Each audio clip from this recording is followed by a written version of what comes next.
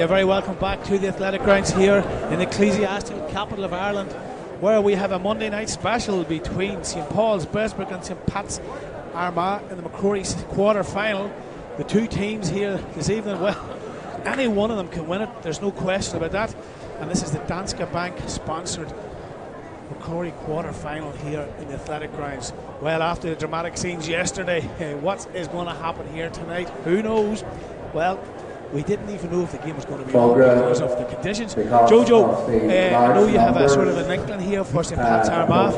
Well, I suppose let's go through the team here. Yeah, we'll go through them. St Pat's Armagh. Yeah, Van Enkelen, my son, who's on this MacRory team, but he's injured at the moment. So number 1, Jack Gibney. Number 2, Tiernan Sheridan. Number 3, Cormac Byrne, or Pablo as he's known to his friends. Oscar McKegney. Number 4, Lurgan Mann, Gavin Kelly. Number 5, Dermot Rafferty. Number 6, Darren Murphy. Number 7, Michael McLean, son of the famous man himself. Number 8, number 9, Cormac Smith. Number 10, Dylan Horsfield. Michael Conroy's number 11. James McCoy's number 12. Seamus Muldoon 13. Justin Kiernan 14. And 15, Colin Hicks. And of course, St Paul's, Bessbrook in goals. Luke Reynolds, cornerbacks, Conor McGuinness, Jack Quinn and Sean McGinty. Oisin King, Aaron Kernan and Ryan Short. Midfield, Shea Trainer and Jack Cunningham. Tom O'Hagan, Ryan Conlon and Dan McGuinness makes up the three-quarter line. Aidan Davison, Seamus Loughlin and Ryan Hughes makes up the full forward line. And Jojo, there's definitely going to be poor matches up here tonight. Oh, happy days. It's just we've been waiting for this. So we have, as I say, this is a team from St Paul's in Bessbrook. They were beaten last year by the winners from Maherafelt, St Mary's and Maherafelt. St Patrick's Academy, they handled St Coleman's there in Burn there a couple of weeks ago. A very tight match, dodgy conditions. It was wind, there was rain, there was hail, there was snow, there was everything going on a real soggy pitch, but they came through in the end. I'm just looking down at this Bessbrook team and they can fairly move. Well, look, there's no doubt about it, because these guys train. When John Rafferty is your manager, he will make you train. There's no doubt about it. There's definitely no doubt about it. I'm just going to notice, we can see the numbers all right on the St Paul's Bessbrook side. St Pat's to our left hand side. The conditions, it's clear tonight. There's a strong breeze blowing towards the cathedral. The pitch is in great order. As I say, it was a smashing game against Longford here yesterday. And as I say, if you're on anywhere around the world, you're listening to the game, don't forget to give us a wee tag, or phone your friends and tell them, or text them, or Facebook them and tell them that we're on live. St Pat's against St Paul's. There'll be 5 or 6 minutes before the start. As I say, the pitch is looking good. Well, we wait now. The referee, I would say, will be a minute or two because the teams are out, Jojo. So as you can see, we're not on audio tonight. We're on TV. So we look up and we see the athletic ground splendid as it is, because the drainage in this place must be sublime, because after yesterday, the snow, the rain, the frost, everything, it didn't look as if it was going to be. Yeah, 4 seasons in one day we had yesterday, and again a bit of goalmouth action at the very end, as we've seen. I don't know whether you brings the goalmouth action to the matches, Damien, or it's myself, but we haven't seen some finishes the games in the athletics ground over the last couple of months. No, look, what we do is we call what we see. The lads out in the field yesterday, both Longford and Armagh, put on a tremendous performance. And I was listening to the radio and the TV last night for other stations, and they didn't even mention Division 3, Division 4. But we were lucky here to have this game on Armagh Limerick's TV in association with Alliance, and it was fantastic. And to give the students a shout out here, because I think it's brilliant. 5 years ago, St Paul's went into the MacRory, and 5 years ago last week they beat the Abbey in the knockout stages down at Park Ness to get to the final. Unfortunately, they were beaten by a very good St Pat's Maharat team, and I sort of think that's one that got away from St Paul's. I think that was the best team St Paul's ever had in the school. And yesterday we had a couple of the lads playing here for Armagh. Aaron McCain played that game, and Randy McCain played in the Brian Cruz played the year before for St Paul's. So that link continues. And I suppose from an Armagh point of view, Armagh have three schools still involved in the MacRory. Well, after the night they're only going to have 2, but it's a testament to what the coaches are doing at the underage level in Armagh. Yeah, I'm just looking through these teams. There's at least 7 ex-county minor players or county minor players this year. I'm not 100% sure, but I know that St Paul's Brass have got 4 or 5 of them. And just go through the substitutes here, just to give them a wee mention, because they don't really get a mention all the time, but they put as much effort in as the full team. Number 16, Owen Hughes. Number 17, Niall Boy. This is St Pat's Armagh. Number 18, Ben Toll. Oisin Campbell, Oisin Hughes. Callum Murray, James Burt, Tom Weir, Brodie McArdle, Josh Smalls, Jack McCoy, Lorcan Coulter, Conor Laverty and Declan O'Neill, with Jamie Campbell, Tiernan Geary, Cahart McCartney, Conor Toner, Christopher McFarlane, Ray McDonald, Oisin Richards, Corey Tennyson, Owen Allerton, Michael Mackle and Tiernan Woods for St. Pat's. Those guys have trained all year and they've put as much effort in, so hopefully they get a spin out tonight. Well, look, there's no doubt. I suppose we go through Caelan McFarlane for White Cross, Patrick Wilson, Owen Woods, James McVerry, Jordan Bourne, Sean Finnegan, Niall Kelly, Aidan Lena, Conal Burns, Aaron O'Kane, Sean McVerry, Kieran Carsgrove, of course his brother Jamie is involved in the Armagh senior team. Conor Nugent from Hull Hill, his brother played here 5 years ago. Tiernan Kelly from Carrickcruppen, Shane Gill, Brendan Murphy, Oisin Mullen, Pierce Woods, and substitutes. So that's all the lads that play. We Oran will be commencing shortly. But both teams line out as selected, which is brilliant from our point of view. Yeah, that's super. I was just saying of a brother-in-law of mine, Henry Savage, would say, look at the herd book. Well, you can see the herd book, the names that are coming through there. They're all they're all coming through there. So they are the names. There's some depth in both teams there. I'm just looking down, man, and I'm just seeing, Matty McLean's son Michael. He's an older brother, played last year as well. And I just see these names. Colin Hicks is connected to young Hicks that plays for MacRory. Well, look, there's no doubt about it. So we'll wait for two teams. Well, they're going to be lining up. The national anthem is going to be sung, I believe. Shasagi Aparche and Archnamon Bahanya Oran Nation to the Heron Oran Nadian Ernachol doing an up and Shemus McGowan.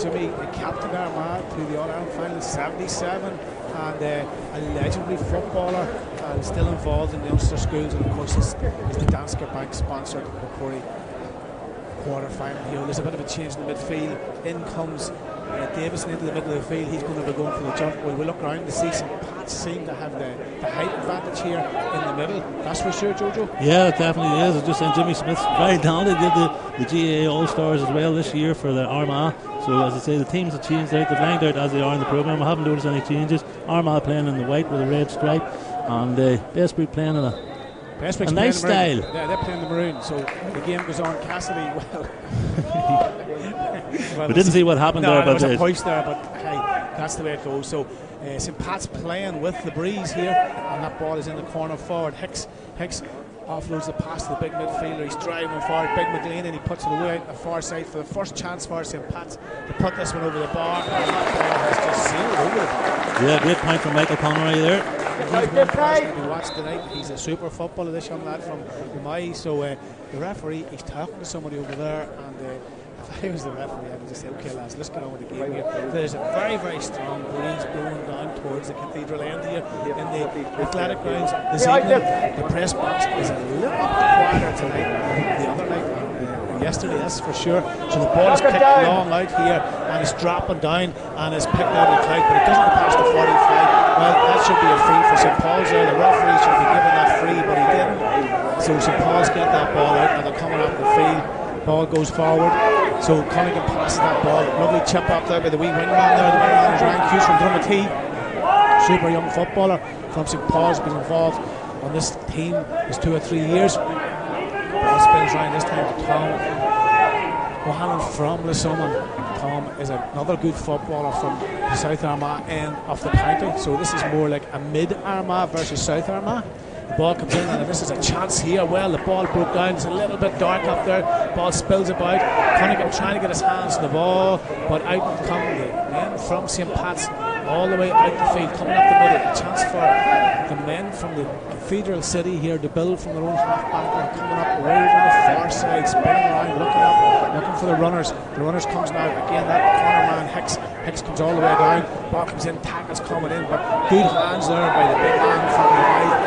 From St. Pat's, kicking it along all the way in. Well, St. Paul's were very, very lucky there. There was 3 men standing in a bunch, and if that ball had to come over the head, St. Pat's were in. The ball comes down here, offloads the pass. St. Paul's driving up the left hand side in the centre 3 quarters. Connell puts the ball inside to Cunningham. Cunningham offloads the pass to the full forward.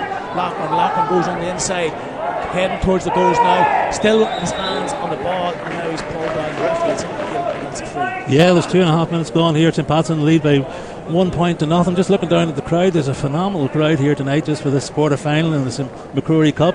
Again, it's off the ground for number 14, Seamus Lockman. He's going to tie it shot between the posts into the wind. There's no doubt there is a brilliant appetite for this type of competition in the county.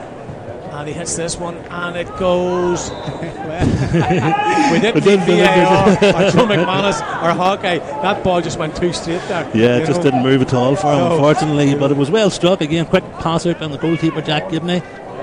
There's again, I thought that was a catch, but it wasn't. So St. Paul's driving up the right hand side here, trying to get a score on the board.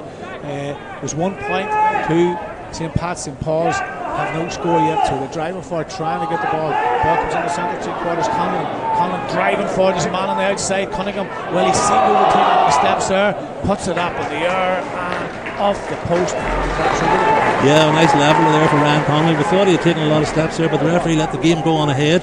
Again, St. Pat's goalkeeper Jack Gibney trying to make a quick kick out, but there's just nobody there free for him yet. Again, very tight marking from the teams. There's no doubt about it. These 2 teams, well, there's always good competition at this level of the MacRory. The Danske, there's a lovely catch over down the far side. Michael McLean, yeah. So great stuff. So St. Pat's down the left hand side, putting the ball in. Oh well, St. Paul's come out. The full back missed that one, and it's picked up there by the centre half back, Aaron Kernan. So again, tackling is very ferocious here. It's very, very quick football. Tackles coming in left, right, and centre. Quick ball in. The ball has been given away. We put the commentators first in St. Paul's man there, but St. Pat's come out all the way from the half back. Puts the ball in the side this time to Smith. Smith. There's a lovely pass in the inside, so St. Pat's now had a chance. Going forward, the full forward. Cronin still goes well. There's 3 St. Paul's men around him. He still has his hands on the ball. Huge hits coming in left, right, and centre. There's a little bit of a point there. St. Paul's didn't need to do that. They've given away a free, and this is well within the shooting range of the men from St. Pat's. And that was a foolish free to give away. Yeah, Justin Kieran, I think he just sort of read it. He knew what was coming, so he held on to the ball, tried to make a few moves, and he knew the man was going to foul him. This man, Michael Conroy from the May, just takes his time, a couple of bounces. We can see there's a severe breeze blowing down the field, very, very strong breeze. Puts this up in the air, and he just nails this one. So that's a super score from the boot. Yeah, that's the second point, a great score with 5 minutes on the clock. A quick goalkeeper, quick kick out from the goalkeeper. Ball didn't go over the 21. The referee's going to give. Yeah, I think he already warned them 2 minutes ago with the same thing, so they didn't listen to him. Well, I would probably suggest that the young players don't go that way, because the senior players don't know it. You know, the ball must pass the 21-yard line. You know, so this now gives St. Pat's a chance. They're in the scoring zone, as they would say, and the ball is going to be hopped up between 2 or 3 players. Up the ball goes, knocked down, and again. Good blocking over there by St. Paul's. Great catch over there. Again, up in the air, and the ball is kicked over the bar. I think it was number 8, Michael McLean, was it? I'm not sure, but as you say, Justin Kieran, Michael McLean, whatever we go with. Well, okay, it doesn't really matter. It was a cracking point. It's a point for the men from St. Pat's. St. Pat's stretching the lead 3-1, and there's 6 minutes going here. There is a severe gale, and if you look at the flags at the top of your picture there, you can see the gale blowing down the field. So this time the ball, Luke kicks this one on. Again, you see the way the ball just sort of hang as they would say if this was basketball. Time's coming in, and the St. Pat's man was bundled over the line, so very tough tackling down there by the lads from St. Paul's. St. Paul's just hold on to the ball. The corner forward, Ryan Hughes from Drumnatee, gives the pass away over the far side. St. Paul's stretching the game here, as happened yesterday, getting the ball right out to the sidelines, away over the far side, driving forward. This time O'Hagan going up the right hand side. Referee has indicated that's a free. St. Paul's now they're down 3-1, 6 minutes and 47 seconds gone. The ball is pushed all the way over the corner. Had a lot of these boys in our under 14 development squad. There's another one of them there, Jack Cunningham from the young club Carroll Cruppen. Jack, of course, the pedigree of Jack. Well. Maybe, Damien, somebody will be coming in through the back door there in a minute just to pull you out from the best. With Jarlath Burns, what way you get on with him anyway? Because he could be in here in a minute, because you put the commentator's curse on him twice. Well, the DNA is in Jack Cunningham's blood. His grandfather, Patsy O'Hanlon from Carroll Cruppen, was a superb footballer and a brilliant athlete back in the day, and the link continues. But unfortunately Jack didn't get that one. The ball is up in there. Could this be St. Paul's second score? Oh, the keeper knocked that one out. That was a chance there. Again, don't worry, putting the ball into the keeper's hands. Cornerman spins round the marker, goes forward. A chance here for St. Paul's. Checking one way, put it in well. He was pulled there. The referee played on. Cunningham gets this at the second attempt. It's on the ground. Picked up as a tackle coming in there now. They go down. The referee gives it free. I can tell you that was a handy free compared to some of the tackles we did earlier. Yeah, Ryan Connolly hit the ball. The man, but St. Pat's man reached down to get it. He put his foot in, and the referee said, "No, that's not going to happen tonight." Good handling here by the young students from both schools. So the wing half back here, Oisin King spins the ball into the middle, so up goes the wing half forward, Tom O'Hagan spins it away out on the far side. Hughes away out on the right hand side, going forward.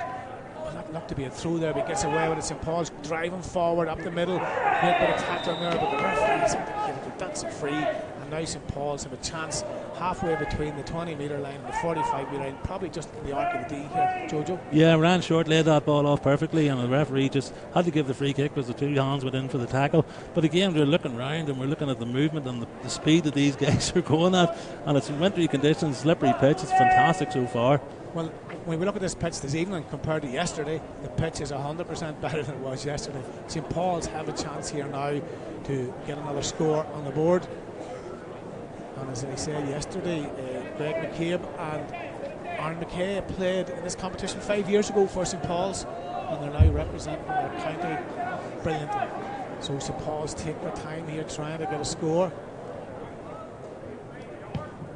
Well, that's pulled to the right.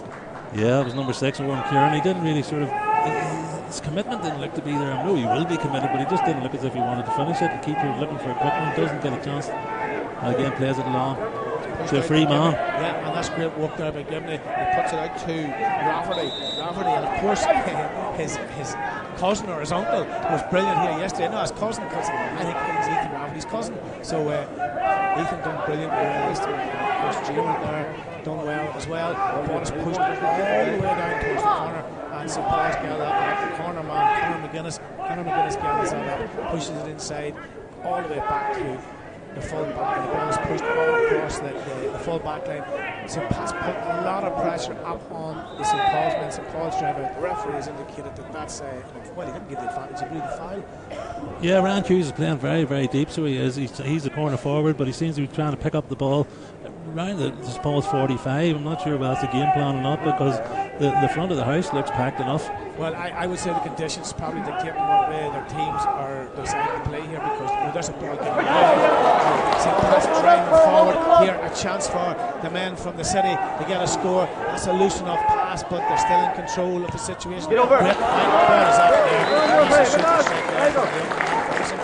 Yeah, Michael Conway, 3 points for St. Pat's. Well, we did identify him as a danger man, and from a St. Paul's point of view, you do not want him within shooting range. So St. Paul's 1 point, St. Pat's 4. And, right down in front of the city just stretched that wee bit further ahead. The ball's kicked out by Reynolds all the way down. Cunningham puts up onto that one there. The referee says he pulled his man down, and there's a free underneath us here. So 2 men Cormac Smith and Jack Cunningham get into a little bit of a mix up there. But look who's taking the ball. And again, this young man, Michael Conroy, he scored 3. Will he score 4? I would, if I was a betting man, I would put money on him here to be nailing this one. As long as Dominic Clark doesn't come through that door, we'll be alright after this. And the ball comes round, and the ball goes left. Unfortunately, yeah, but he did everything right. He put it to the left post. That's the post that you have to aim for, and that it just hung up in the air. We're getting a bit of a slagging from the stage behind us, and we'll maybe put them up for the second half. They'll maybe sort of get rid of the curse for us here. Well, but Michael Conroy did everything right. It just the wind. He just didn't get enough on the wind, or got slightly too much. Well, he was probably trying to allow for it because the breeze is blowing to the right hand side of the cathedral end here, so he tried just to gauge that when it didn't happen. The ball comes out, but again, St. Pat's are winning the midfield battles. They're winning the balls. It's been kicked out, pushed in, a chance here. So out comes St. Pat's man. He almost missed that one.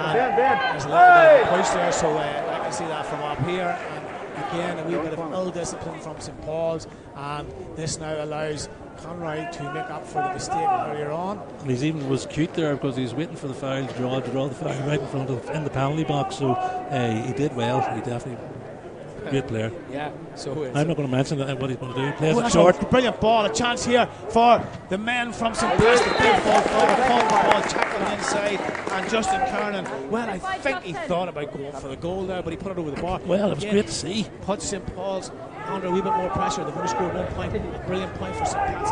5-1 in favour of the men from St. Pat's Armagh. St. Pat's are doing all the scoring here in the early stages. 13 minutes into the first half. The men from Armagh City here are leading the men from South Armagh. So St. Paul's probably playing against a very, very strong breeze here.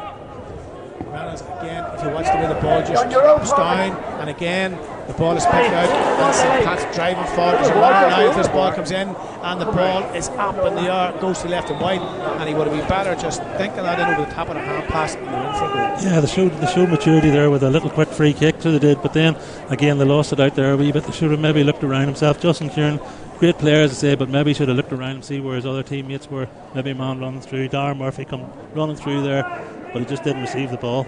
I think we've got a wee bit of action replay as well. There's things going on here this afternoon.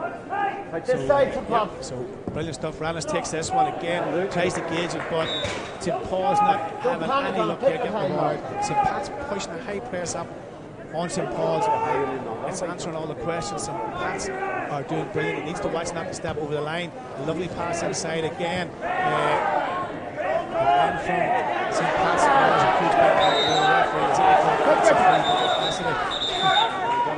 St. Paul's, the big midfielder of St. Paul's, Shea trainer, Shea's not been happy with that decision.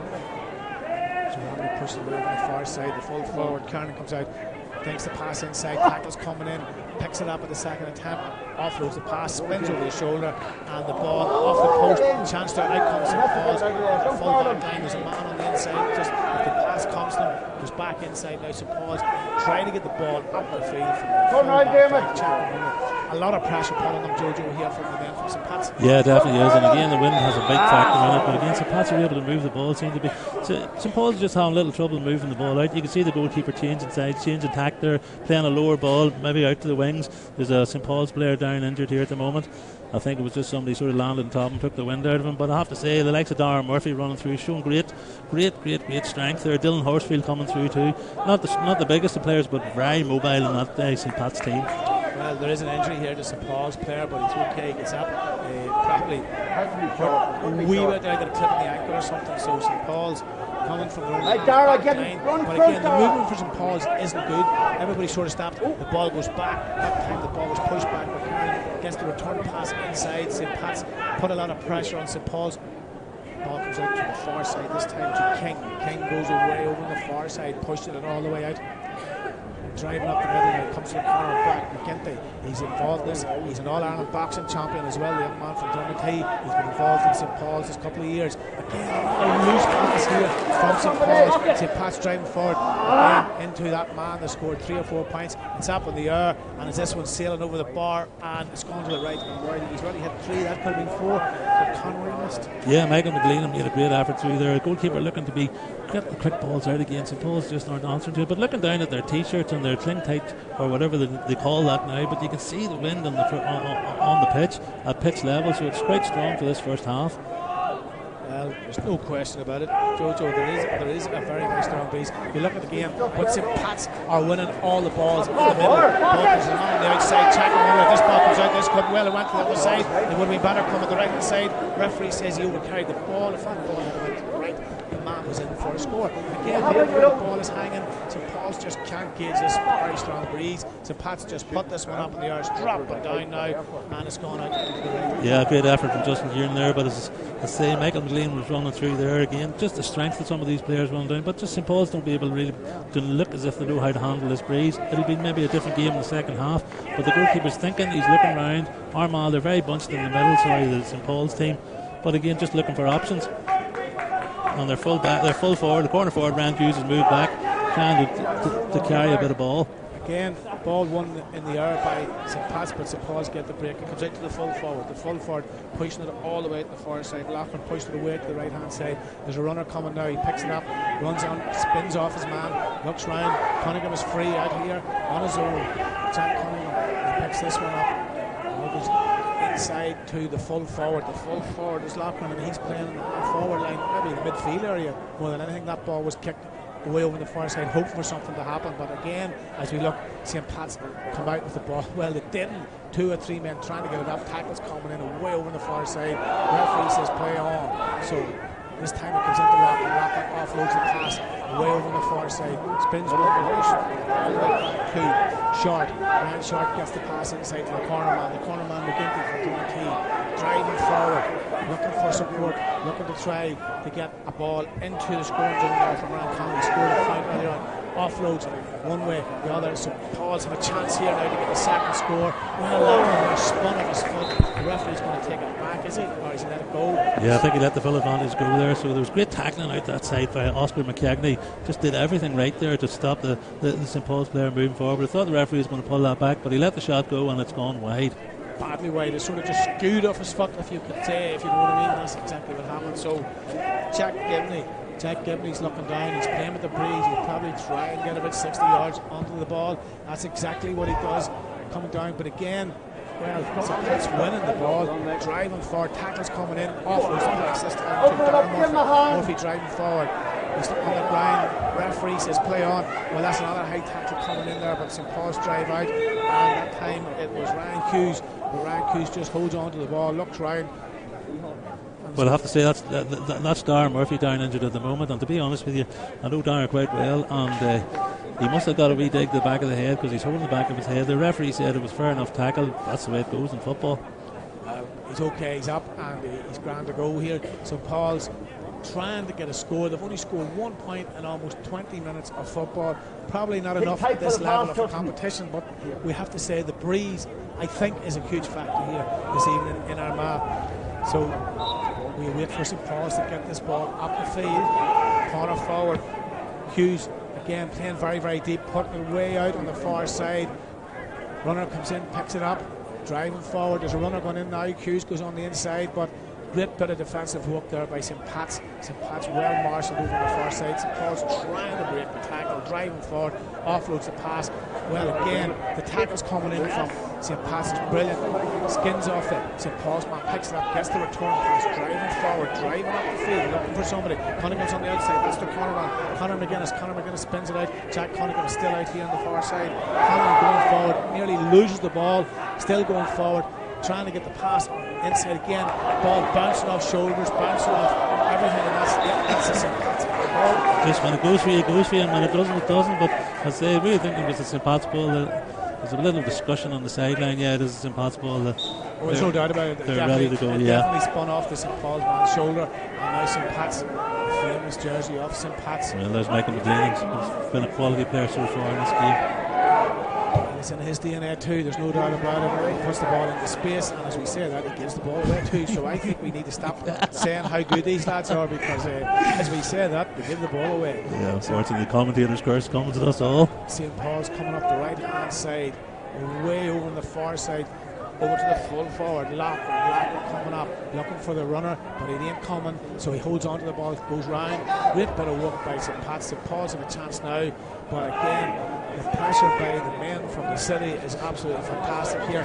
Again, that ball, well, given away, and St. Paul's just waiting for something to happen. It's not going to happen. St. Pat's, they're doing everything here. They're pushing the game. They're driving forward, Jojo, and they're getting the ball. Yeah, that's the way it is. And they've had plenty of attacks, St. Paul's. They just haven't been able to put the ball over the bar, or even attempted to put the ball over the bar. Which maybe they need to put a few more shots in. And the referee's giving him out. I thought he'd given too much time, but he's played on Armagh. Tipped into space.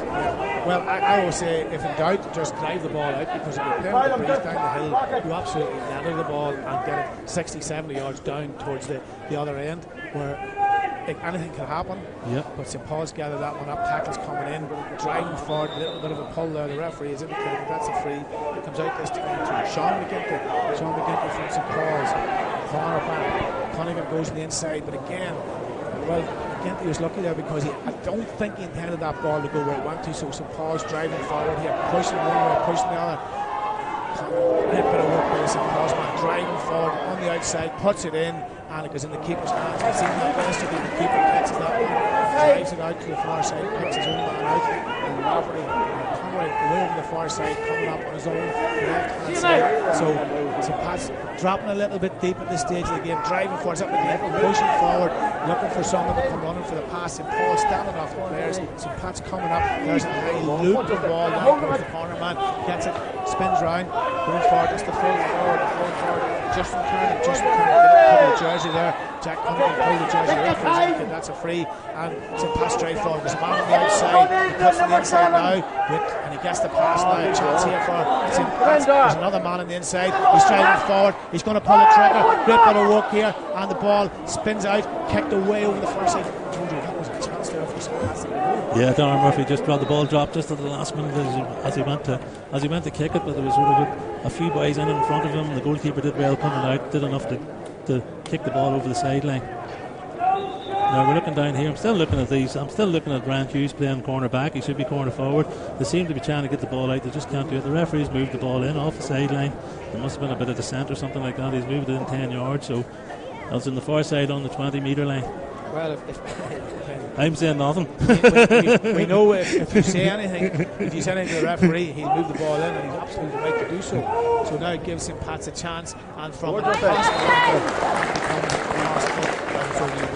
yeah, I didn't like to say anything. That's what I meant about when I wasn't going to say anything, just in case I give it to the old commentators a spongy one. But no, again, a great point. I think it was number 14, was it? Justin Kieran? Well, I'm not sure who scored it, but it was definitely over the bar. Again, St. Paul's just waiting on that hang ball. The ball is kicked. The ball goes to the right and wide. The referee has indicated, is he giving the free in? Can't see what he's doing yet. He's going to have a word with number 6. Now he's done the free. So they were lucky enough there. So again, St. Pat's winning all the break ball. 24 minutes gone in the second half. We're not coming towards the end of the first half. 30 minutes in these games, and of course you're very welcome to Linwood's live Linwood, and in association with Danske Bank MacRory quarter final here in the Ecclesiastical capital. Again, what a catch there by the big man he just stretched the clock.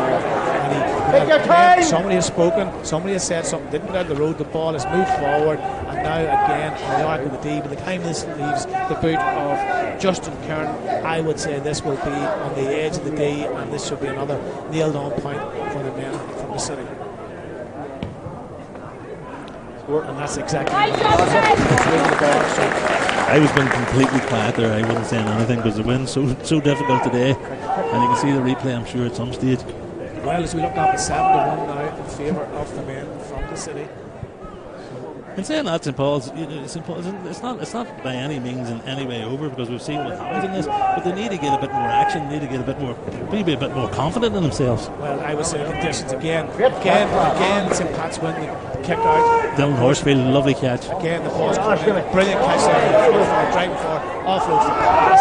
The referee has said that's a free, but St. Pat's get on with the game, pulling one way, up in the air, spins over the shoulder, puts it up in the air, punts it to the left. Yeah, Justin Kearney just put that one over his right shoulder, back to the goal. Good effort. Again, the goalkeeper trying to maybe look around him to see what's options. Some of the mentors running on, maybe give them a wee bit of push on. but at the same time, they don't look to have any free space, and they don't look to have any players that want the ball. I have to say hello to Tommy Lynch. Tommy said there's something wrong with microphone. Maybe I'm too far away, Tommy. Or maybe I'm just talking a little bit more quieter today than I was yesterday. But the legendary Tommy Lynch is tuned in here to the game this evening in the athletic grounds. Ball spills out this time to Niall McGuinness. Niall McGuinness gets the ball up. The referee just says move forward with the ball. And that's the corner back. The corner back is McGinty. McGinty moved the ball forward. Pushes over to the other Drummer team man, Ryan Hughes. Ryan Hughes pushes it way over the right hand side. St. Paul's, again, probably the wind is having an effect on how they're conducting the game here. Driving forward, trying to get the ball into the danger zone. Again, brilliant work by St. Pat's, coming out with the ball, putting the tackle in, getting their hands on the ball, picking the ball up and coming out. The referees indicate that that's a free. Yeah, great defender from Oscar McKegney again. McLean involved in everything, so he is. He just was wanting that ball. He just seems to be hungry again. St. Paul's reorganising themselves. They've got their sweeper back in here. They seem to be changing things up. Well, yeah, so St. Pat's coming out from the full back line with the ball, coming driving down the middle, pushing the pass inside. Again, Laverty pushing it all the way back out the other side of the field. So Pat's trying to stretch St. Paul's to the big midfield. McLean checking one and checking the other. Or is that Smith? I'm not sure. No, it's McLean. So McLean, well, of course he is, because when you look at him, you can see Paddy and I'm all over. And why not? So offloads the pass to down the full forward. He pushes this down to where he's supposed to be. There's two St. Paul's men down there, but there's one Armagh man. He picks it up. He's driving forward. Well, he's been pulled away. Good bit of defensive work here by St. Paul's. The ball spins out on its own, and the ball is kicked out. The referee is indicated that's a free. And again, Jojo, the high ball into Conroy, who can win the ball, and there's absolute fear and temptation in the full forward line or the full back line there. Oh, I definitely was.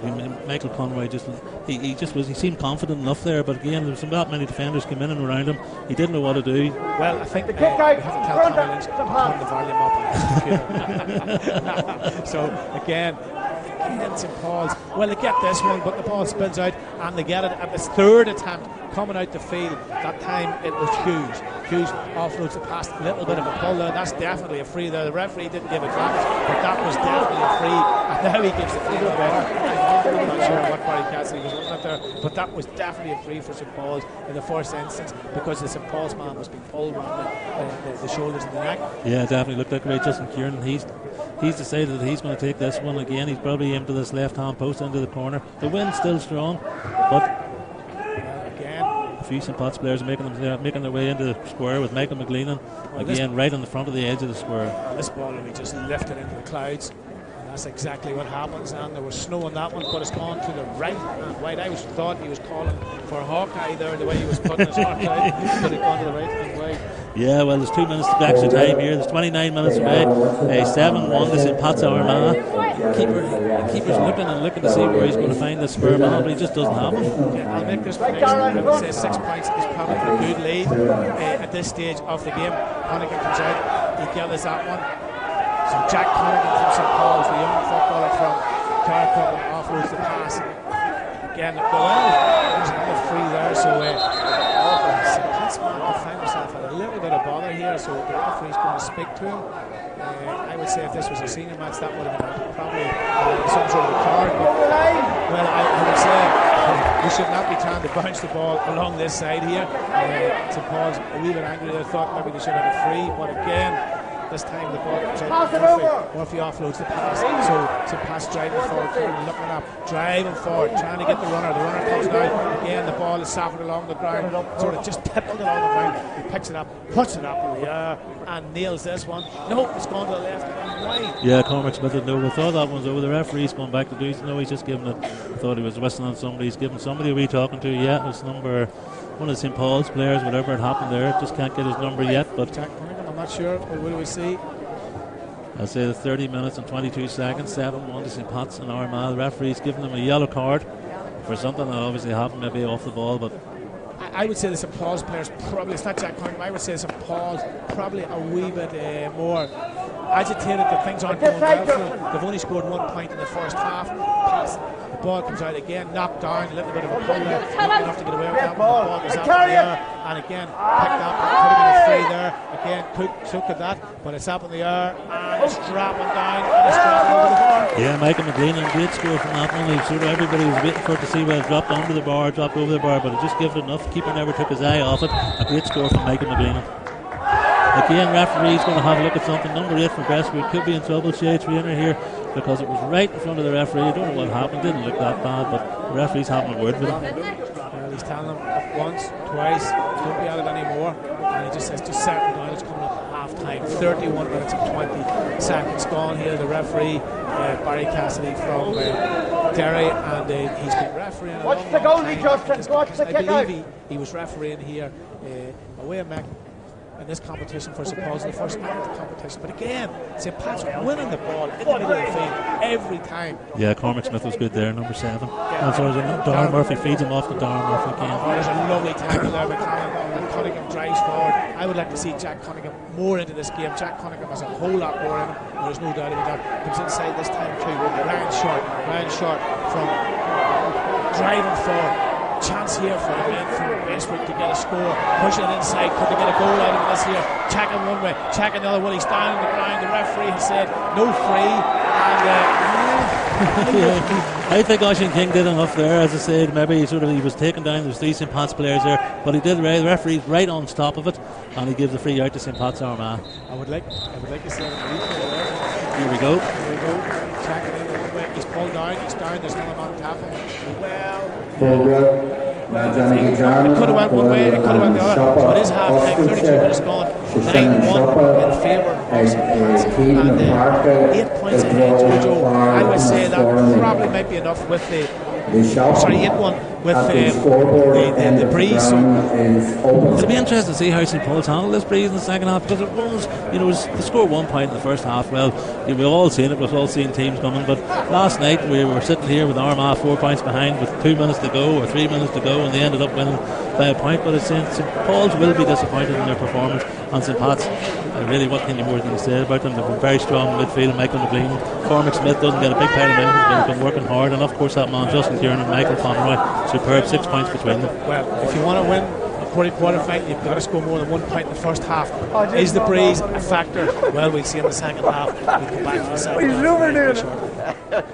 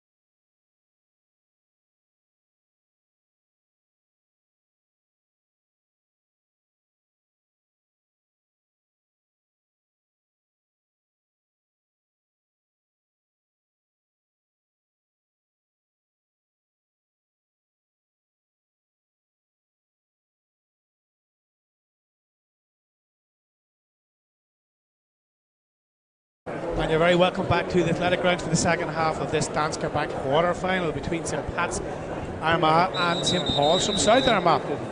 Here's one for you. Name me the Armagh player who took part in the MacRory final 50 years ago, and he took part in the MacRory game this year. Work that one out, Jojo. There you go. That has them thinking there. That was a good. And we have to say a quick couple of lows here before the other team comes out. Michael Mackin, Patricia Keenan, Adam Conley. Oh, the St. Paul's boys are coming back in. They're running inside. Don't know what's happening here. They've gone off the field.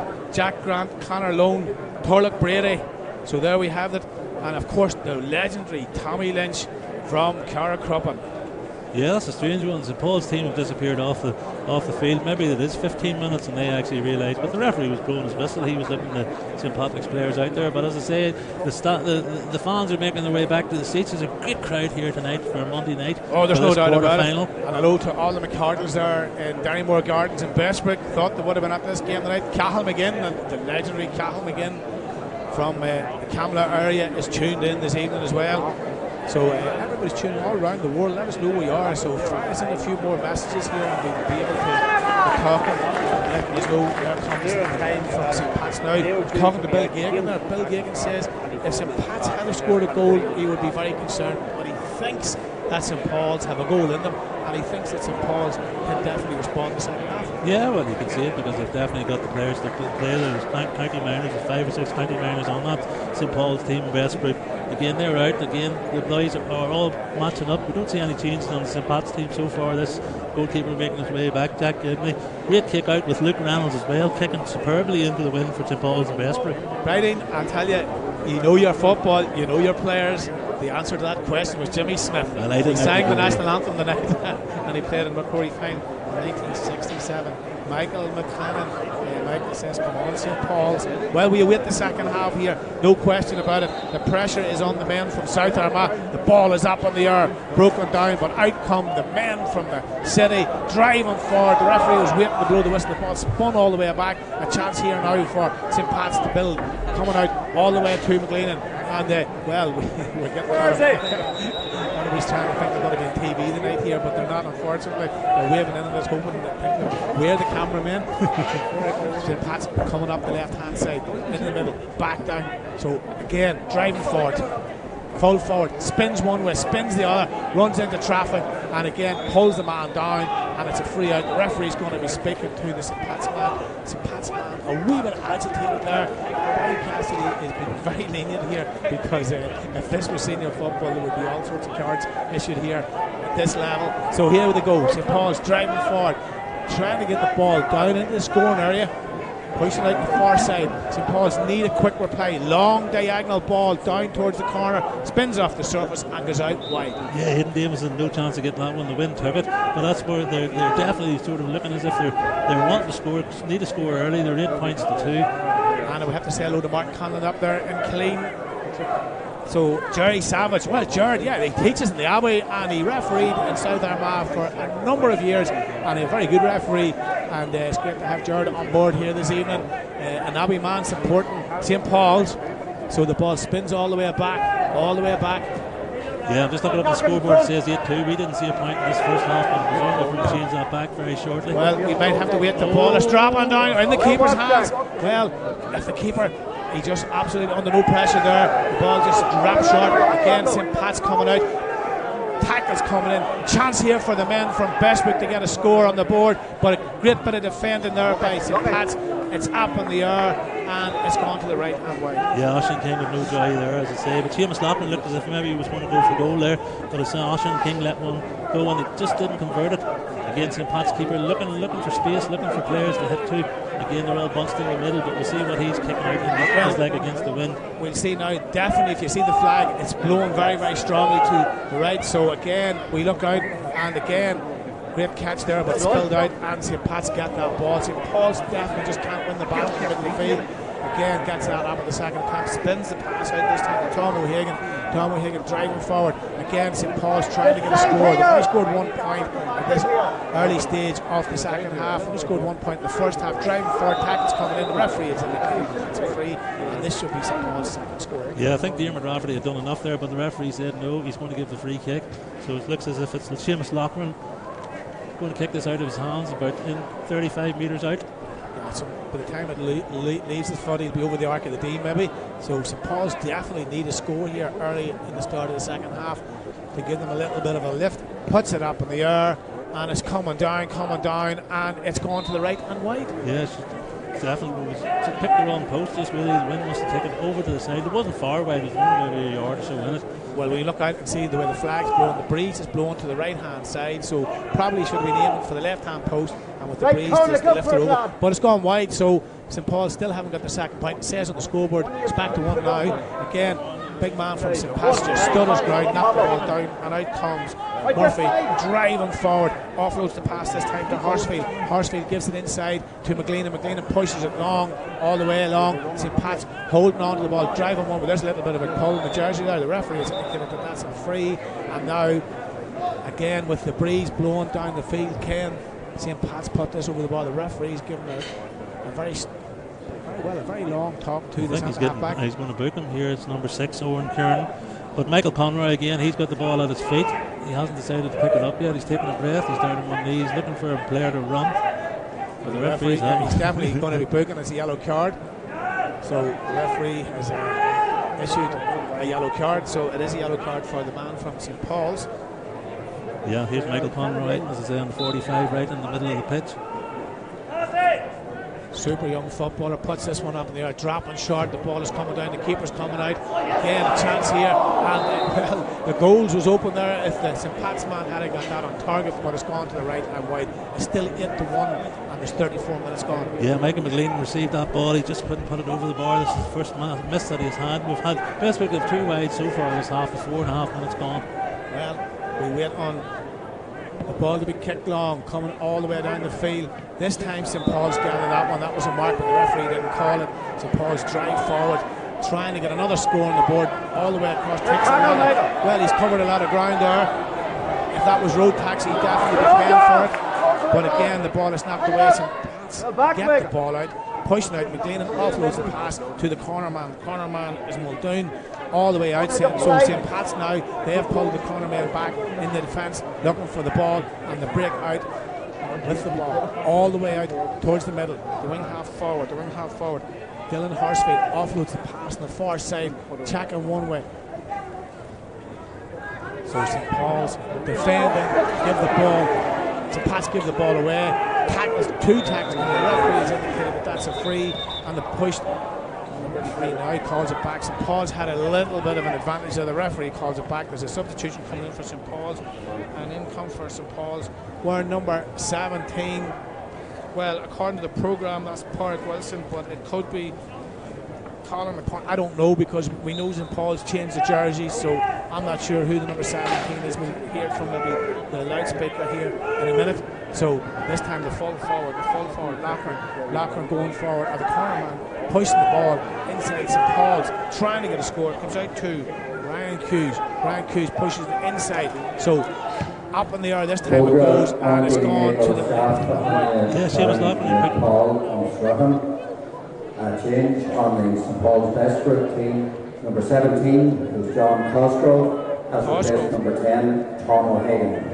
Yeah. So we have a Cosgrove in. Kieran Cosgrove is in at number 27 on the programme tonight. He's in for number 10, Tom Fagan. So young Cosgrove is in, and of course his brother Jamie plays for the Armagh senior team. Jamie got hurt against Donegal, and again another player here who played 5 years ago in the MacRory final here for St. Paul's.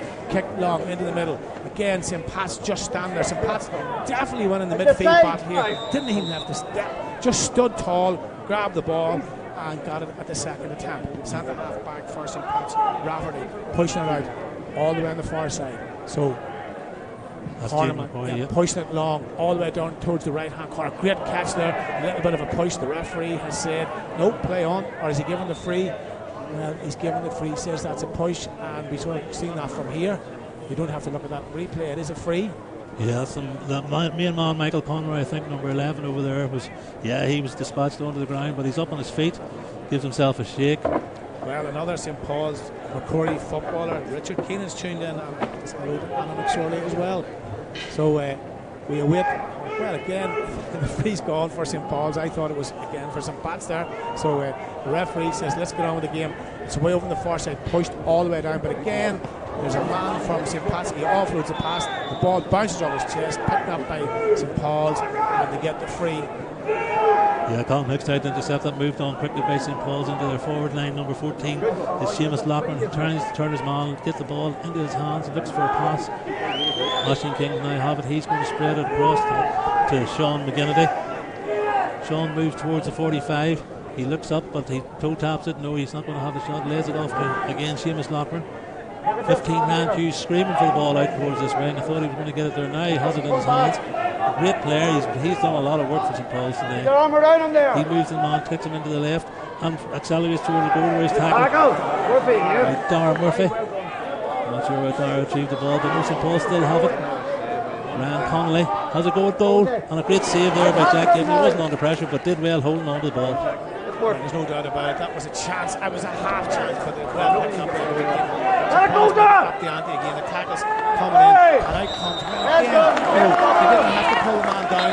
He had run into traffic there. He probably might have got blown off through kind of ball, but because he was down with the ball, he gets the free out. The referee's giving severe talking to the midfielder from St. Paul's, Shea Trainer, and Shea's getting spoken to, and Shea could be picking up a card here. Yeah, I think the referee had a word with him in the first half and sort of told him to calm down, but I think this time he had tackled Dara Murphy. Dara down, still getting a bit of treatment. Referee's giving him the yellow card, but I think they're making a substitution. He seems to be walking off. Number 8, he must be changing over, but that's 13 for number 19. Or sorry, 19 for number 13. That's Ian Davison for St. Paul's. Well, they've taken out in comes Carter Wilson, so St. Paul's have taken out their midfielder. He's on to get booked, but they've taken him out, so switches and changes all around the place here as we look. So St. Paul's is still have only scored 1 point, and there's almost 10 minutes gone in the second half. And Oisin Smith, he says, come on, St. Pat's. And of course, supporting St. Pat's this evening, but St. Pat's are doing all the business here. St. Paul's, they've only scored 1 point. Very disappointing from the lads from South Armagh. Again, maybe just to get the pass down towards the full forward. I would say in conditions of this, you would maybe putting it down in around the square. Again, great catch there by Mackay. Mackay offloads the pass, he spills the pass out. The full forward offloads the ball all the way back to McGinty. McGinty gives it back to the full forward, Seamus Loughlin. Seamus Loughlin again, St. Paul's putting the ball cheaply away here. You can't just get their hands on the ball, and out comes the centre back, Rafferty, Jim Rafferty. Yeah, there's a St. Pat's player down injured here, and that's number 12. James McCoy must have picked up a wee injury. He seems to be in quite a lot of pain, but hopefully that'll be sorted out. Armagh, St. Pat's on the attack. Way over on the right hand side, just coming up the field without any bother, spinning inside, trying. Well, again, the tackles are coming in. It's a wee bit dark over on the far side, but driving forward, a chance here for St. Pat's, and that's a well. I would say if that ball had been a target, who knows where it would have ended up. The referee has blown his whistle, and is this a free in or a free out or a booking? Well, the St. Paul's boys are a wee bit animated here as we look out. Well, the St. Paul's man, he's gone. That's a second card, so he's sent off, and Barry Cassidy has sent a man from St. Paul's to the line. St. Paul's are down to 14 players, and well, St. Paul's are happy bunch here at the minute. So St. Paul's down to 14 players, and St. Pat's bringing in number 18. Number 18 coming in is Ben Toll from the Grange, and of course, when we mentioned the Grange, we'll talk about Ethan Rafferty's wonder goal yesterday. St. Paul's down a man, they're under pressure. They've only scored 1 point in this game so far, and they're under a severe amount of pressure. They can't get the ball in about the scoring zone. Yeah, it's good to see James McCoy up on his feet again. He's sort of walking that injury off. The goalkeeper comes in. Paul's kicks out. He just stands up, picks the ball out of the clouds, and St. Paul's just can't get their hands. There's a little bit of a push up. What a ball! Over on the far side, a chance here, but there was cover, and the cover come in for St. Paul's. Back to Cunningham. Cunningham spins around one way, looks up, goes hand to toe with the ball. pushes it along the ground, away over the far side. Is it going out? It just goes out. Everything St. Paul's do, they're making mistakes. Yeah, it just didn't come to James McRory on that far side. There's another substitution. Number 7's coming off for that's Darren Murphy, been replaced by, as I say, number 18, Ben Toll. Well, I have to say a big shout out to Dominic Kernan, whose son Justin is playing, and other son Ryan is watching from Brisbane in sunny Australia, over there on the right hand side of Australia. As you look at the map, on the right hand side up in sunny Brisbane, and we don't know if it's there tomorrow or yesterday over there. I think it's probably tomorrow in Australia. And Mark Conlon, so come on, Conley says come on St. Paul's. So Chloe Quinn says that, but I think they need a wee bit of divine intervention here. But St. Pat's going forward, ball is pushed out, chipped up, driving out. Now St. Paul's have a chance. There's a man coming up on his own, driving up the middle, pushing forward, offloads. The ball is getting away, and St. Paul's just hanging in, hoping for something to happen. St. Pat's coming up the field with the ball, one-handed toe. That man, Michael Conroy, pushing inside. Gets the pass inside, going forward, full forward, kind of driving. Well, tackles coming in there, and well, he was taken out, but St. Paul's get away with that one. They're coming out with the ball, spins one way, pushes the pass all the way back. McGinty spins round, pushing the pass, coming out with the ball. This time, handed toe, pushing it up again, giving away. So St. Paul's just can't gauge this long breeze, long ball, whatever you want to call it. Can't get their hands on the ball. Yeah, that's just the way it is. St. Paul's were hoping to meet that one, so we're waiting for the break of the ball, but it just didn't happen for them. St. Pat's are just too strong, and there's number 6, Dermot Rafferty, moving up, laying the ball off. He's McLean somewhere, but he plays it off to Colin Hicks, number 15. The referees overcooked the ball. So overcooked it. So that was it. Colin McGahan, blip coverage. This is college game, fair play. Well, it definitely is a college game, and it's St. Pat's and it's St. Paul's, and it is the quarter-final of the MacRory Cup, and it is the Danske Bank sponsored competition. And again, St. Paul's gives the ball away. Jack Cunningham holds his hands in his head and gives the ball away. A bit of frustration from St. Paul's, trying to do everything, but St. Pat's, the corner. Hicks coming forward, gives the ball away to Cunningham. Cunningham looks one way, offloads the pass to the corner man, pushing it all the way back to the corner forward. So St. Paul's probably need to get somebody down about the house. St. Pat's have a sweeper inside, and again the full backs driving forward. Jack Quinn, there's a man on the outside. Jack Cunningham's on the outside, picks it up at the second attempt. Cunningham's still out here. Cunningham gets it now. But again, there's no movement. St. Pat's have everybody in. The ball is pushed up in the air and it's dropping short. A chance here, but again, well covered by the men from the city. It's a big man, Michael McLean, again. Just hoofed that up in the air, and again, picked out of the clouds by the St. Pat's rear guard, and they're driving up the field. Comes all the way out here. Again, tackles coming in. St. Paul's again trying to get the ball into the scoring zone. They've only scored 1 point in this game so far. Not enough. The ball is dropping down, and again going for this. Yeah, that one went wide. Unfortunately, they sort of seem to be making an effort towards goal. There's 15 minutes gone. The score is still 8 points to St. Pat's, 1 point to St. Paul's and Bessbrook. Again, there's another substitution. Number 23 is coming on for St. Pat's. That's Tom Weir, a good turn-over man like myself. He's coming on to replace. I'm not sure who's replacing yet because I can't see the number, but I think it's number 12, James McCoy, who picked up an injury, I think, and that's what he was aiming at there. His sort of groin was a wee bit sore. So it's 14 for 23, but it definitely wasn't 14 for 23. Justin Kernan, so Kernan comes out, and St. Paul's, well, they've only scored 1 point. 16 minutes into the second half, halfway through the second half here. Probably not enough here to be winning any sort of a game. St. Pat's driving up the field, long ball, pushed long, and again, great catch there by the St. Paul's rear guard, pushing this one up in the air, trying to get the St. Paul's man pushing forward. Cunningham goes up forward, he's very, very tight here. Went half forward. Now McGuinness this time puts it up in the air, and St. Paul's trying to get the ball into the danger zone, but St. Pat's have somebody back there, and they just get the break ball and come out. St. Pat's not very comfortable here, Jojo. Yeah, definitely. Oscar McKegney, great coverage there, as he says, puts the ball through. Again, Cormac Byrne running up from full back, pushes the ball on to his man in the corner. St. Paul's gets a wee bit untidy up there in that, maybe that top third, but again, St. Pat's are looking at the scoreboard and they're 8-1 up. Well, they're cruising, there's no question about that. St. Paul's just trying. St. Paul's need to get a goal here. There's an overlap now if the ball comes in, driving forward, but St. Pat's again, there's two men just chasing back, and St. Paul's just need to try and get a point on the board here to set themselves. It's not going to happen because St. Pat's have got everybody back. So the men from the city are holding out the men from the hills of South Armagh here this evening in the ecclesiastical capital. So the MacRory quarter-final pushed long. Is this St. Paul's second score? Well, that is, and that's a brilliant score. Yeah, a good score from Ryan Hughes there. He just took it from the far side, used the win, everything just brought it over for him. So that's a nice score. Scores 8-2 with 17 and a half minutes gone. St. Paul's need another, well, they need a goal, Jojo, to give them a lift, to get themselves going in the game here. Yeah. And see, will that bring a little bit of trepidation to the St. Pat's team, but St. Pat's seem to be in total control here. Yeah, just seem to be able to take a step back from the man. There's a great catch there from James McCoy, who thought I'd been substituted earlier on, just need to get my bins checked out, but he plays that forward. I think Seamus Muldoon grabs that one. 23, sorry. Tom Weir. He just came into the game, Tom driving forward, picked the ball up, the Tiernan man driving forward, pushing the pass inside.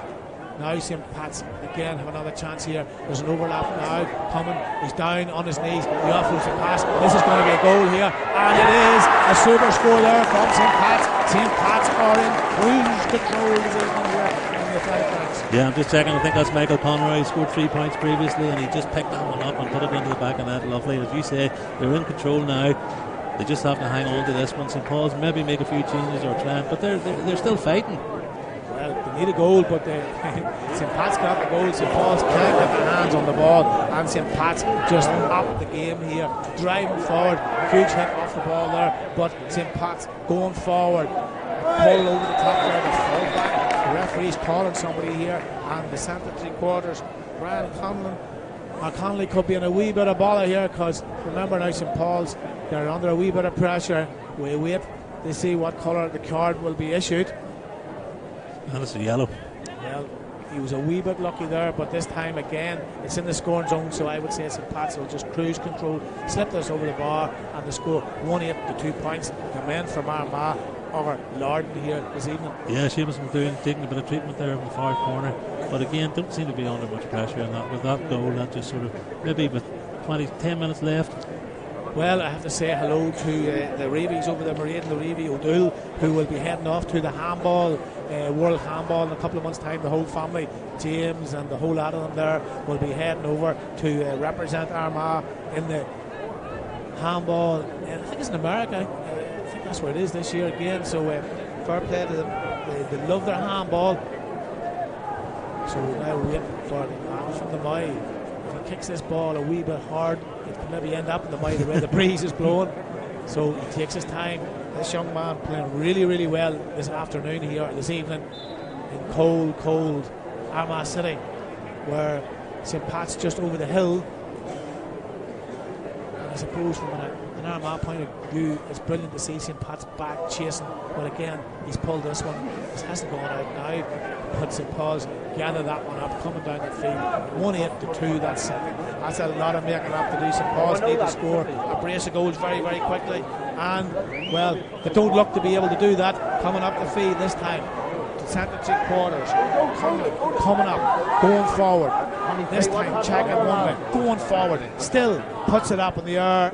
And this time a super score from the boot of the young man from St. Paul's. Yeah, he did well there, so definitely great score. He ran the whole, must have ran 60 yards there to put that over. St. Pat's men weren't going to jump in on top of him to give away the foul within shooting distance, but he did enough, put that over the bar. It's great to see the score, 1-8 to 3 points in favour of St. Pat's Armagh. Patricia Keenan says Armagh or St. Paul's need a miracle. I would say they probably need a couple of miracles or a couple of goals. There's no doubt about that. And we have a big shout out to Tiernan Daly and Laura McGowan on the recent engagement. Well, there we go. So congratulations to them. It's coming out and again broken down, but you can just see this St. Pat's player just waiting on that ball. Yeah, Oscar McKegney never took his eye off it, and he just patted it down, and now they're on the attack again through that big man, McLeanan. Well, he maybe took a long step, so quick enough, spins the ball around to Rafferty. Rafferty pushes it inside. So St. Pat's again in total control here. The cornerman McKegney coming forward, pushing the pass inside. McLeanan drives forward. That was a handy enough free there to be getting. He probably should let him go on because he had rode the tackle and he was going past Cunningham. Again, the pass pushed inside. So the men from the city are absolutely playing brilliant football this evening here. Up in there, and the drop, it's just screwed round to the right and wide. Yeah, and Michael Conroy, that was one of the first misses that he has had in this game. But again, the wind took it just as he hit it. The keeper looking to move that ball out fast, but no joy from St. Paul's. As you say, St. Paul's, they're going to try at everything now. Well, Jack McDaniel is only year 12, so some footballer, and again, well, the ball's supposed down, but again, St. Paul's, they can't even get the ball after the second or the third attempt. St. Pat's just holding on to the ball, knowing exactly what to do. And there he goes again, driving for it. He just stretches the legs as a man now, and again, he's just cut open. Oh, should have ended up with the back of the net, and he just pulled that one to the right and wide. Yeah, it wasn't the best effort from Cormac Smith, but as he knows that they're in a good enough lead, they have a good enough attempt. I think he was maybe just trying to go for goal or go for the top corner, and it just didn't work like that. Well, that ball should have been in the back of the net. Again, come out long, and again, St. Pat's get the second.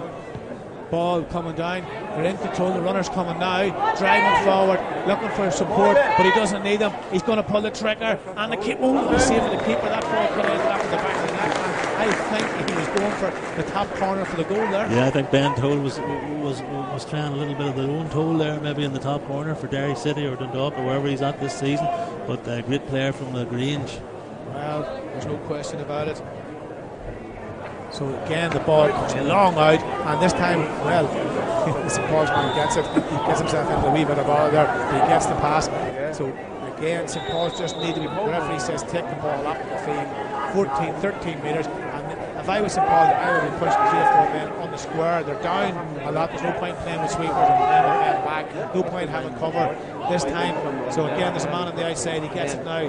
Corner forward, puts it up in the air and puts it over the bar. That's a super strike from the boot. Yeah. I think that's Corey Wilson, wearing number 18 apart to what I've been told, but you're on the ball, Damien. well, there was changes in the sub numbers in St. Paul's. Maybe there was a jersey short or something, I don't know, but there we have it.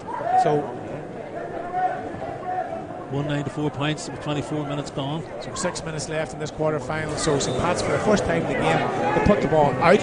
Again, St. Paul's put a high ball in, but of course there's nobody there. So the keeper gets that, he comes out, I'm a wee bit fed up, and I'm coming out with the ball. So that's what he does. Lofts the pass, and he allows St. Pat's to come all the way out. This time all the way out to Cormac Smith.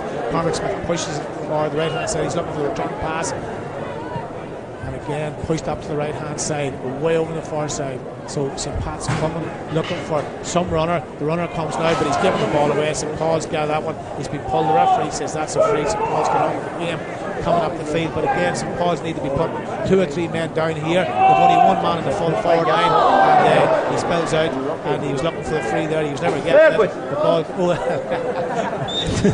Well, he knew exactly what he was doing. Jack Gibney there. Jack Gibney says, "Okay, I'll let on. I'm going to kick this one." Well, I hope that's what he was thinking, because the ball is going out. And I would say Jack Gibney absolutely knew what he was doing. Yeah, it was a fresh air swing, but as you say, Rand Hughes has moved in there, really tightening up there the Bessbrook's attack, but again, they just haven't got anything from it. Well, we have all the lads over in Sydney there from Tiernan Daly. They're making burritos over in Sydney, and we wouldn't mind one of them this evening. We'll have to ask Joe Gardner here, could he make burritos for us the next time we come down here today? Do Joe. Ocean Hughes is coming on there, the substitution for number 10, Dylan Horsfield. Joe says, so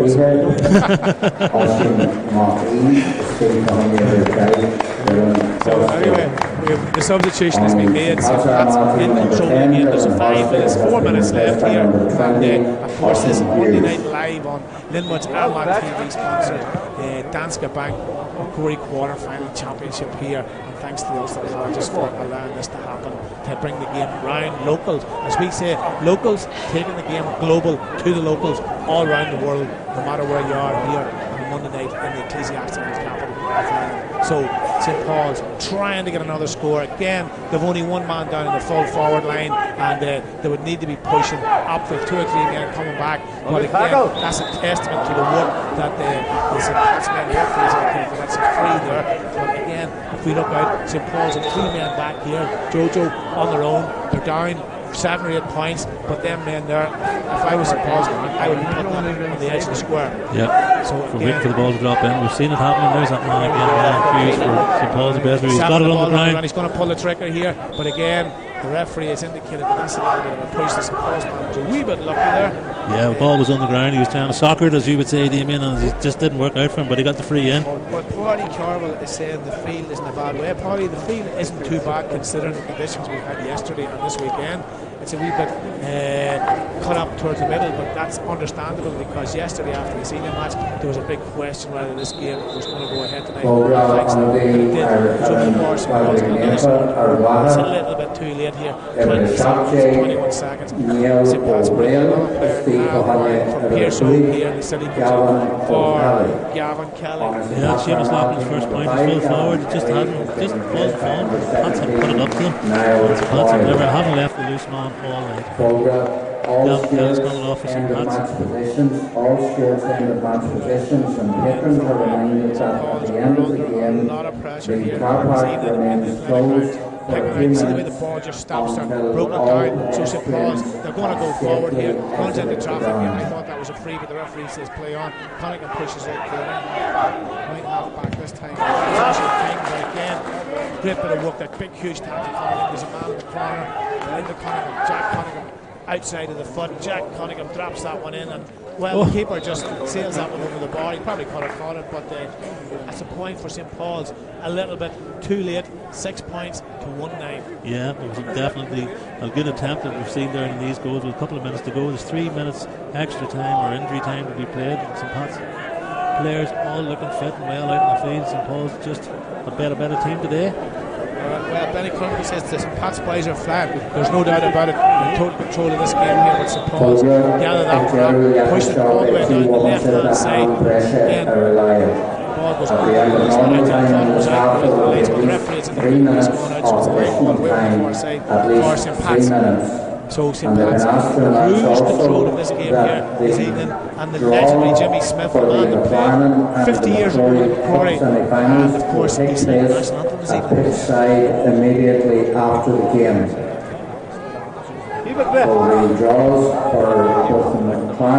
So again, St. Pat's on the attack, put the ball through the middle, moving fast.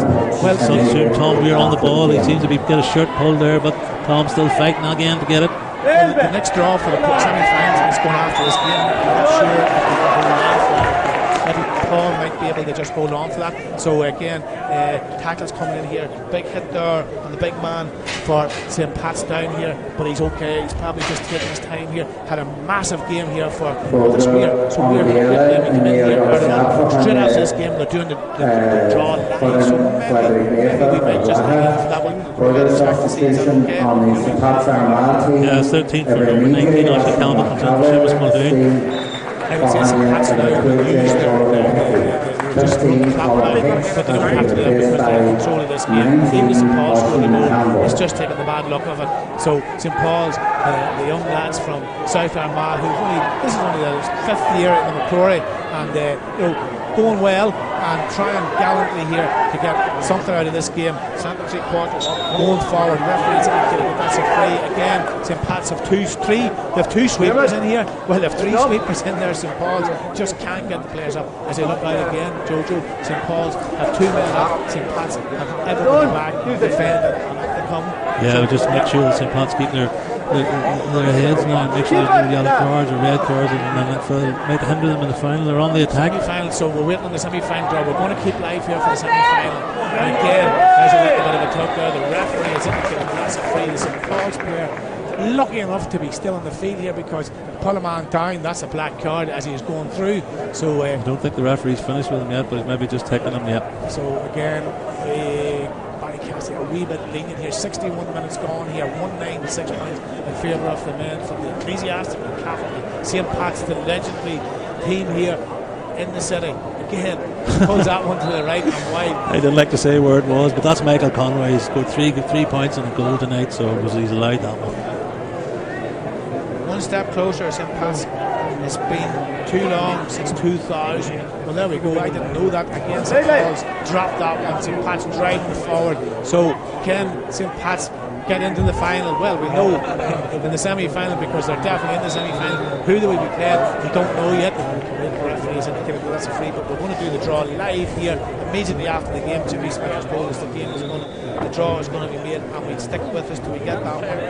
Yeah, the referee's moved that ball in, so it looks like St. Pat's are going to add another one to the scoreboard. And it's that man again, Michael Conroy, stepping up to take it. Yeah, and Kieran Lynch says, what a year that was, man, 2000. So the lads are reminiscing. That's only 7 years ago, boys. 17. Good job, I didn't go to the college, I can't count.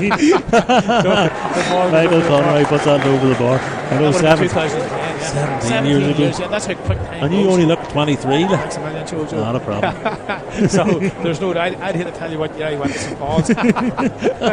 So well, I did have a 116 championship at St. Paul's. I'm not telling you what year it was, but if you go down to St. Paul's, I'm up on the little picture on the right hand side, the first picture coming up the corridor towards the center. Oh, the next time I'm going in there, I'm going to take one and tweet it on. That's a wide there from a 23 Tom Weir.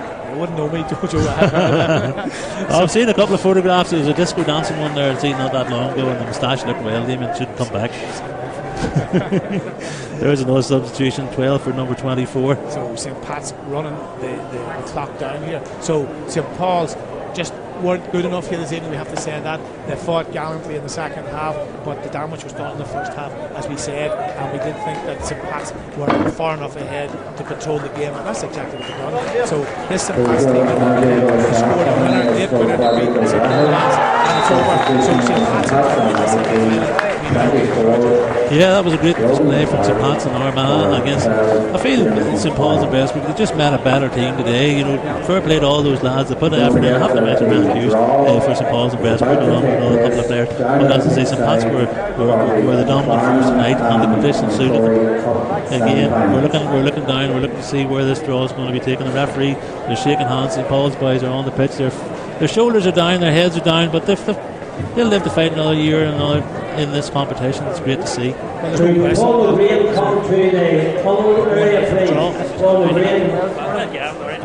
And of course, thanks to everybody for tuning in this evening. Our Monday night special here, we didn't really know we were doing this yesterday, but we found out late this evening that we were doing it, and we came all the way up to the ecclesiastical capital. So I'm just glad your voice survived it after yesterday's match, Damien. Well, there's no doubt, but well done to the lads for getting this game out. And of course, it's video, so you can see it, so we didn't have to explain too much. You can see what was happening.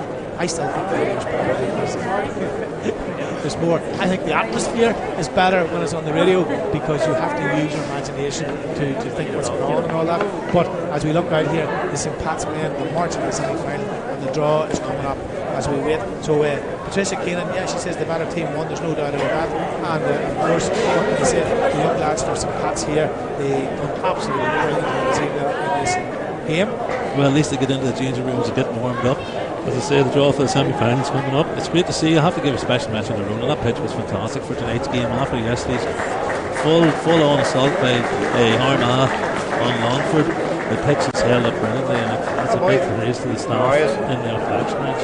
Look, there's no doubt about it. They do great work here in the athletic grounds, getting this pitch sort of playable. Yeah, it's great to see. As I say, the lights are still on. Ronan must have paid the extra money for the spotlights to stay on, because they're usually quite off quite quick. We're still waiting for this draw. We're hoping they're down. The cameraman's down in that direction, so we'll be picking it up. And let me say to Connor, up Armagh, St. Pat's, up the Grange. So the Grange men are a good fat this weekend here in the athletic grounds. Now wait. Jimmy Smith's down there, so Jimmy and Seamus will wait to see. So the teams that are left in it, we've St. Ronan's and Lurgan, we've St. Pat's Armagh, we have St. Patrick's MacRory, and there's one to be decided, Oma CBS against St. Mary's Felt. Well, we wait now because there's Jimmy Smith with the microphone. The draw will now take place for the Danske Bank McCarnan Cup. The South and Paul McGrain will draw out the teams. Paul.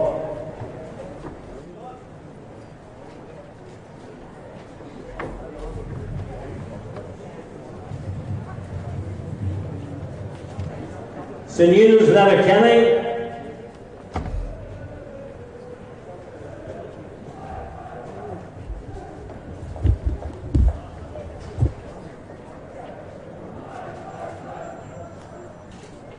Will play the winners of Our Lady's Castleblaney and Inishowen.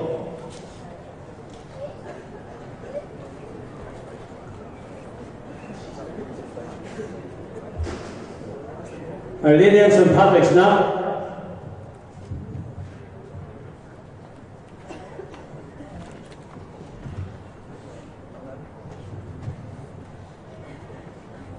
We'll play Holy Trinity Cookstown. And now the Danske Bank MacRory Cup semi-finals. First team out, St. Ronan's Larry.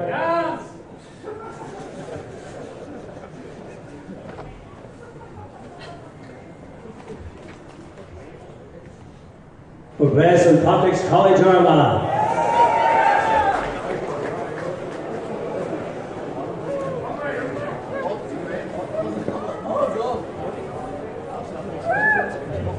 Paul has drawn out St. Patrick's College MacRory.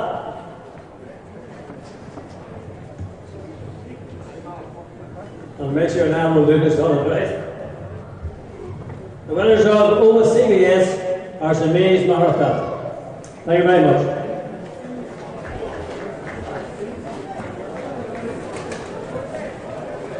What a draw there for the semi-final. The two Armagh teams in the semi-final.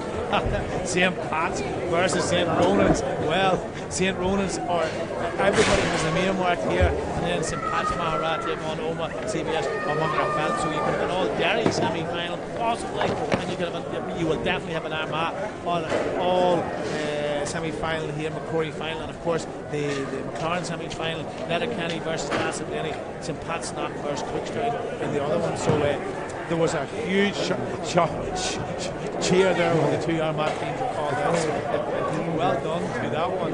So what can we say? Brilliant game of football here for St. Pat's. St. Paul's probably didn't do themselves justice here tonight, Jojo, but St. Pat's play St. Ronan's in the semi-final of the MacRory, and hopefully maybe they can win that one, because that's a cracking game. Of course, the other semi-final, St. Pat's MacRory plays the winners of CBS and MacRory. That game was supposed to be played, but due to weather conditions, it'll be played sometime this week. And of course, the other semi-final, Letterkenny versus Castleblaney, St. Pat's Knock versus Cookstown.